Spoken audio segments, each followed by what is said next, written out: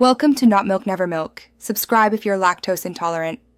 In this video, I will show how to replace a CV axle on an Acura Integra.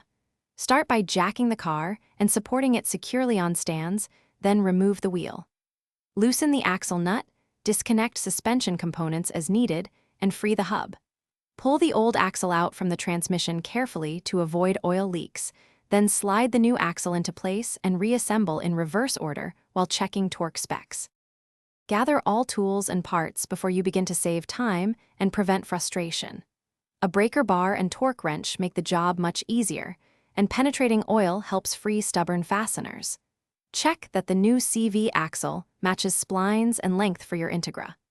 Keep rags handy to catch any transmission fluid, and have replacement seals ready if needed so you can finish the job cleanly and confidently.